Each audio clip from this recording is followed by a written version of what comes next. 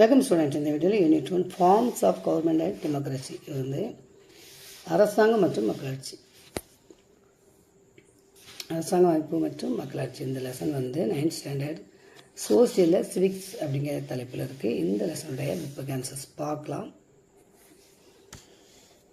Choose the correct answer. First one, a system of government in which all person region supreme, usually a king or queen, is called. அதாவது ஒரு தனி நபர் அல்ல அரசர் அரசியல் ஆட்சி செய்யும் முறை என்னென்னா monocracy, monarchy. B option. Second, a system of government with absolute power, autocracy. D option.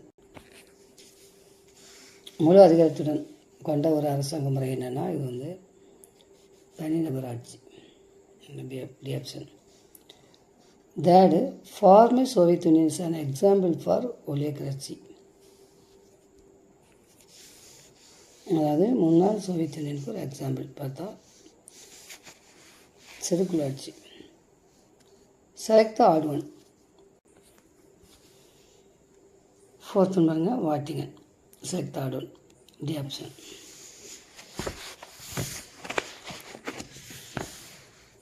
Fifth, Abraham Lincoln was the president of USA. A option. அடுத்து, Kudavolai system was followed by. குடவோலை முறை யார் காலம்னா சோழர்கள் காலத்தில். 7, direct democracy in olden times existed. அதாவது பண்டைய காலத்தில் நேரடி மக்களாட்சி எங்கே பின்பற்றப்பட்டது அப்படின்னா இந்த city state of ancient Greece.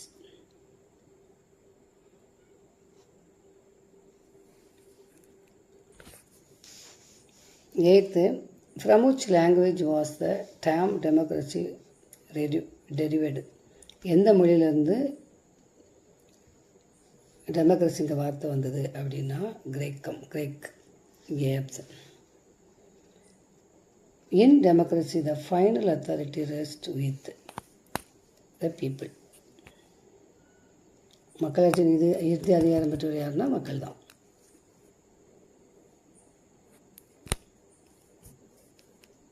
10th, which one of the country has presidential from the government? USA. அதாவது எந்த ஒரு நாடு வந்து அதிபர் முறையில் USA.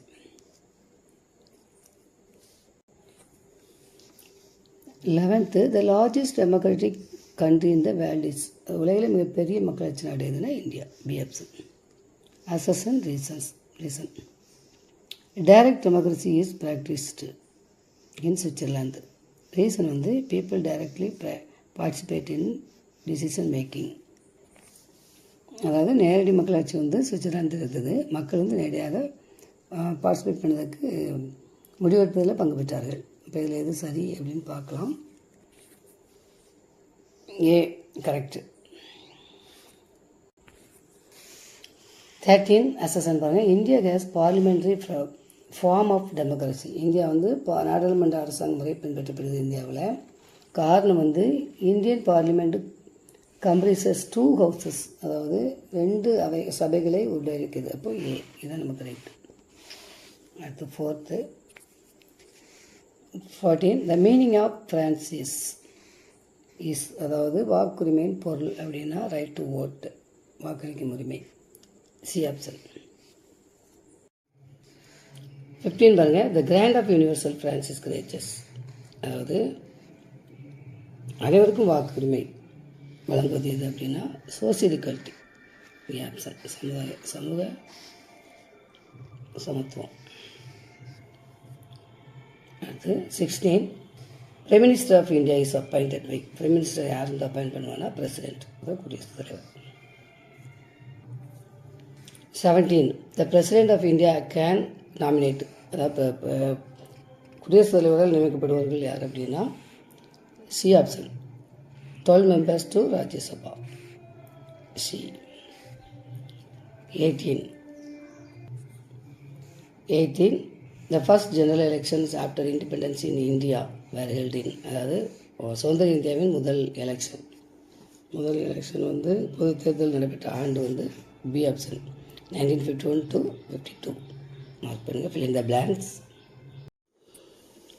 fill in the blanks பாருங்கள். ஃபர்ஸ்ட் வந்து the constitution of India was finally adopted on, அதாவது இறுதியாக ஏற்றுக்கொள்ளப்பட்ட ஆண்டு இந்திய அரசியலமைப்பு பாருங்கள் நவம்பர் 26 எழுதுங்க.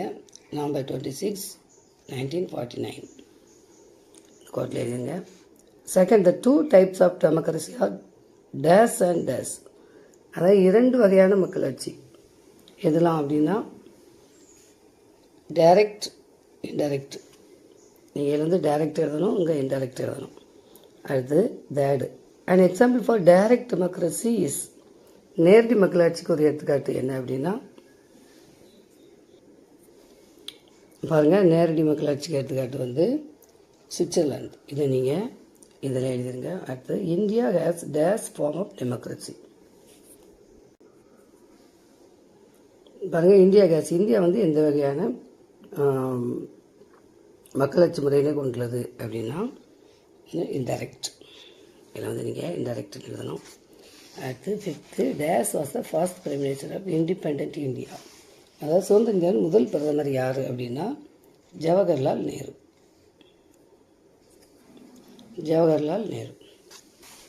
The sixth, the first general election were held in British India in the year,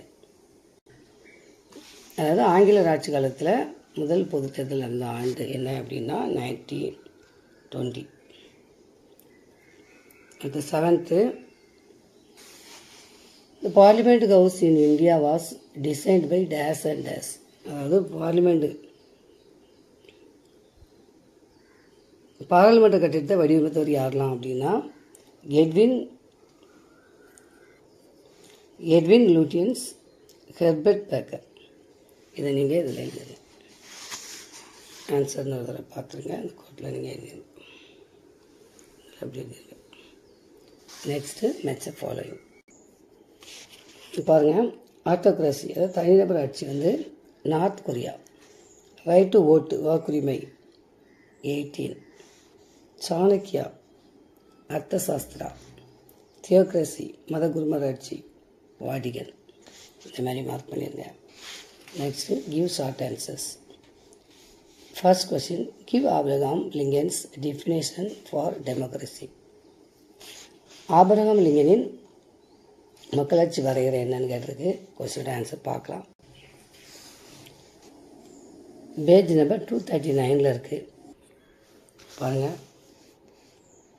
இதில் இது வரைக்கும் அவருடைய தான் டெஃபினேஷன் டெமோக்ரஸி. இந்த ஒரு பாயிண்ட் தான் மெயின் பாயிண்ட்டு. நீங்கள் ஃபுல் மார்க் பண்ணிக்கலாம்.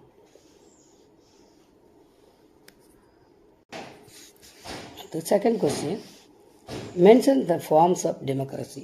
மக்களாட்சி அரசமைப்பை பற்றி கூறுதல் இருக்குது. பேஜ் நம்பர் 240 இருக்குது. 240 இந்த பாக்ஸ் இருக்குது. இதை ஃபுல் மார்க் பண்ணிக்கிடுங்க. இதுதான் செகண்ட் கொஸ்டின் ஆன்சர்.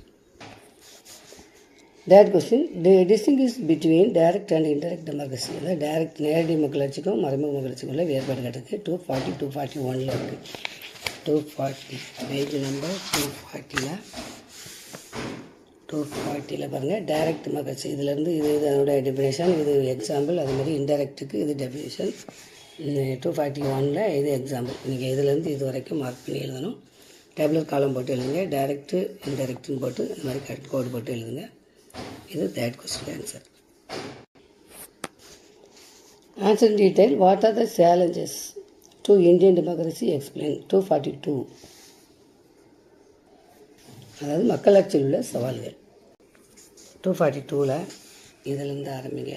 இதிலேருந்து ஆரம்பித்து இது வரைக்கும் ஃபர்ஸ்ட் கொஸ்டினோட answer. Second question, explain the conditions necessary for the success of democracy in India. அதாவது மக்களாட்சி வெற்றிகரமாக செயல்பட தேவையான நிபந்தனைகள், அதை விளக்குகன்னு போட்டிருக்கு பாருங்கள். 242 இதில் இருக்குது. 242 கண்டிஷன்ஸ் ஆஃப் த இருக்கா. இதிலேருந்து ஆரம்பித்து இது வரைக்கும் எல்லா பாயிண்ட்ஸும் நீங்கள் மார்க் பண்ணுங்கள். Second question answer. What is your opinion about democracy in India. அதாவது மக்களாட்சி பற்றி உங்களுக்கு கருத்து என்னன்னு கேட்டிருக்கு. 241 இருக்குது.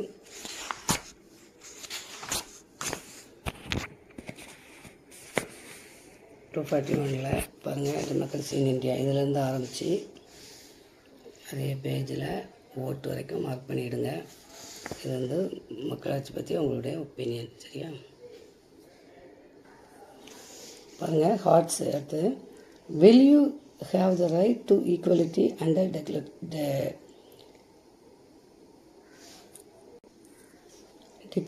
dictatorship? What would be the attitude regarding public opinion in such a country? உங்களுக்கு வந்து சமத்துவத்துக்கான உரிமை இருக்கா? அத்தகைய நாட்டில் பொதுமக்கள் பற்றிய அணுகுமுறை என்ன? அப்படி அணுகுமுறை இருக்குமா? கருத்து பற்றி என்ன அணுகுமுறை இருக்கும் அப்படின்னு கேட்டிருக்கு. இதுக்கு ஆன்சர் பார்க்கலாம்.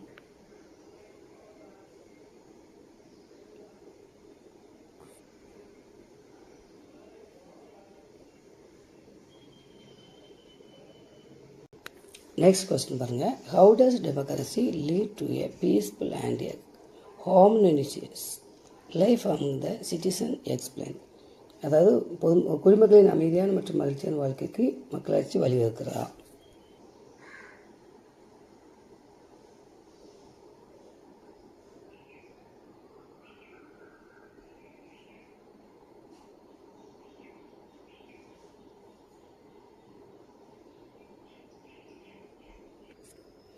அடுத்து லைஃப் ஸ்கில்ஸ் பாருங்கள்.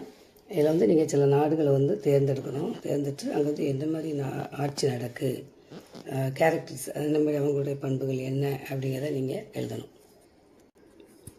பாருங்கள், வேட்டிகன் கவர்மெண்ட் வந்து தியோக்ரஸி அப்படியே கேரக்டர்ஸ் போட்டிருக்கு. அடுத்து ஃப்ரான்ஸு, அங்கே வந்து டெமோக்ரஸி அப்படியே பண்புகள். அடுத்து வந்து ஓமன், அங்கே வந்து மோனோக்ரஸி. இந்த மாதிரி நீங்கள் எழுதிக்கணும். ஓகே ஸ்டூடெண்ட்ஸ், நெக்ஸ்ட் வீடியோவில் சந்திக்கலாம். தேங்க்யூ.